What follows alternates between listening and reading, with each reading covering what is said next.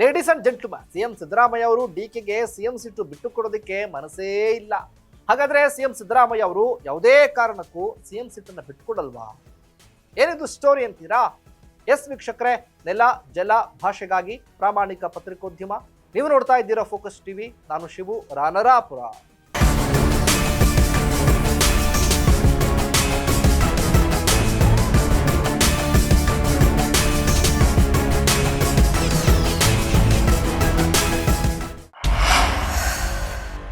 ರಾಜ್ಯದಲ್ಲಿ ಭುಗಿಲೆದ್ದಿರುವ ಸಿಎಂ ಕುರ್ಚಿ ಕದನ ಕಾವೇರಿದೆ. 2.5 ವರ್ಷ ಕಳೆದರೂ ಕೂಡ ಸಿಎಂ ಸೀಟು ಬಿಡದ ಸಿದ್ದರಾಮಯ್ಯ ವಿರುದ್ಧ ಡಿಕೆ ಶಿವಕುಮಾರ್ ಸಮರ ಸಾರಿದ್ದಾರೆ. ಸಿಎಂ ಸೀಟು ಬಿಟ್ಟುಕೊಡಲು ಆಗುತ್ತಾ ಇಲ್ವಾ ಅನ್ನೋದನ್ನ ನೇರವಾಗಿ ಹೈಕಮಾಂಡ್ ನಾಯಕರಿಗೆ ಕೇಳಿದ್ದಾರೆ ಅಂತ ಹೇಳಲಾಗ್ತಾ ಇದೆ. ಆದ್ರೆ ಸಿಎಂ ಸಿದ್ದರಾಮಯ್ಯ ಅವರು ಮಾತ್ರ ತಮ್ಮದೇ ತಂತ್ರಗಳನ್ನ ರೂಪಿಸಿಕೊಂಡಿದ್ದಾರೆ. ಯಾವುದೇ ಕಾರಣಕ್ಕೂ ಸಿಎಂ ಸೀಟನ್ನ ಮಾತ್ರ ಬಿಟ್ಟುಕೊಡ್ಲೇಬಾರದು ಎಂಬ ದೃಢ ನಿರ್ಧಾರದಲ್ಲಿದ್ದಾರೆ ಅಂತ ಹೇಳಲಾಗ್ತಾ ಇದೆ. ಆದಷ್ಟು ಹೈಕಮಾಂಡ್ ನಾಯಕರು ಇದನ್ನ ಸೆಟ್ ರೈಟ್ ಮಾಡ್ತಾರೆ. ಆದ್ರೆ ಸಿಎಂ ಸೀಟನ್ನ ಡಿಕೆ ಶಿವಕುಮಾರ್ ಅವ್ರಿಗೆ ಬಿಟ್ಕೊಡ್ಲೇಬಾರದು. ಅದು ಎಂತಹದ್ದೇ ಪರಿಸ್ಥಿತಿ ಎದುರಾದ್ರೂ ಕೂಡ ಪರವಾಗಿಲ್ಲ, ನಾನು ಮಾತ್ರ ಸಿಎಂ ಸೀಟನ್ನ ಬಿಡ್ಲೇಬಾರದು. ಆದ್ರೂ ಬಿಡ್ಲೇಬೇಕು ಅಂತ ಕೇಳ್ಬಿಟ್ರೆ ಡಿಕೆ ವಿರುದ್ಧದ ಆರೋಪಗಳನ್ನೇ ಅಸ್ತ್ರಗಳನ್ನಾಗಿ ಪ್ರಯೋಗಿಸಿಬಿಡೋಣ ಅನ್ನುವಂತಹ ದೃಢ ನಿರ್ಧಾರಕ್ಕೆ ಸಿಎಂ ಸಿದ್ದರಾಮಯ್ಯ ಬಂದಿದ್ದಾರೆ ಅಂತ ಹೇಳಲಾಗ್ತಾ ಇದೆ.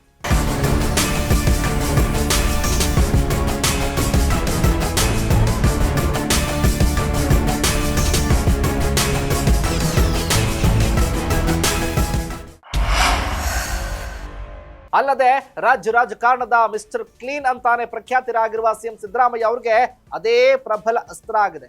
ಡಿಕೆ ವಿರುದ್ಧ ಹಲವು ಆರೋಪಗಳಿವೆ. ಇದನ್ನ ಸ್ಪಷ್ಟವಾಗಿ ಅರಿತಿರುವಂತಹ ಸಿಎಂ ಸಿದ್ದರಾಮಯ್ಯ ಅದನ್ನ ಹೈಕಮಾಂಡ್ ನಾಯಕರ ಎದುರೇ ಪ್ರಯೋಗ ಮಾಡೋದಕ್ಕೆ ಮುಂದಾಗಿದ್ದಾರೆ. ಏನೇ ಆಗ್ಲಿ ಅವರ ಉದ್ದೇಶ ಒಂದೇ, ಅದೇನು ಅಂದ್ರೆ ಯಾವುದೇ ಕಾರಣಕ್ಕೂ ಸಿಎಂ ಸೀಟನ್ನ ಮಾತ್ರ ಡಿಕೆಗಷ್ಟೇ ಅಲ್ಲ, ಬೇರೆ ಯಾರಿಗೂ ಕೂಡ ಬಿಟ್ಕೊಡ್ಲೇಬಾರದು. ಅದರಿಂದ ಆಗುವ ಯಾವುದೇ ಪರಿಣಾಮಗಳನ್ನ ಎದುರಿಸೋದಕ್ಕೆ ಹಿಂಜರಿಲೇಬಾರದು.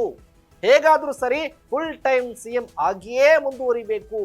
ಈ ಬಾರಿಗಷ್ಟೇ ಅಲ್ಲ, ಸಾಧ್ಯ ಆದ್ರೆ ಮುಂದಿನ ಬಾರಿಯೂ ಕೂಡ ಡಿಕೆಗೆ ಸಿಎಂ ಸೀಟು ಮಾತ್ರ ಬಿಟ್ಕೊಡ್ಲೇಬಾರದು. ಆಗ ಸತೀಶ್ ಜಾರಕಿಹೊಳಿ ಅವರನ್ನೇ ಸಿಎಂ ಮಾಡಿಬಿಡೋಣ ಅನ್ನುವಂತ ಲೆಕ್ಕಾಚಾರದಲ್ಲೂ ಕೂಡ ಸಿದ್ದರಾಮಯ್ಯ ಅವರಿದ್ದಾರೆ. ಆದ್ರೆ ಅಂದುಕೊಂಡಿದ್ದನ್ನೆಲ್ಲ ಮಾಡಿ ತೋರಿಸುವ ಡಿಕೆ ಶಿವಕುಮಾರ್ ಸೈಲೆಂಟ್ ಆಗುವುದು ಅಷ್ಟು ಸುಲಭನಾ? ಇದು ಸುಲಭ ಆಗ್ತಾರಾ? ಇದು ಅಂತಿಮವಾಗಿ ಹೈಕಮಾಂಡ್ಗೆ ಧರ್ಮ ಸಂಕಟ ತಂದೊಡ್ಡುತ್ತೆ. ಇದನ್ನೆಲ್ಲ ಹೈಕಮಾಂಡ್ ನಾಯಕರು ಹೆಂಗೆ ನಿಭಾಯಿಸ್ತಾರೆ ಅನ್ನೋದೇ ಸದ್ಯದ ಪ್ರಶ್ನೆ. ಇದಾಗಿತ್ತು ಫೋಕಸ್ನ ಸ್ಪೆಷಲ್ ರಿಪೋರ್ಟ್. ನೆಲ ಜಲ ಭಾಷೆಗಾಗಿ ನೋಡ್ತಾ ಇರಿ ಫೋಕಸ್ ಟಿವಿ.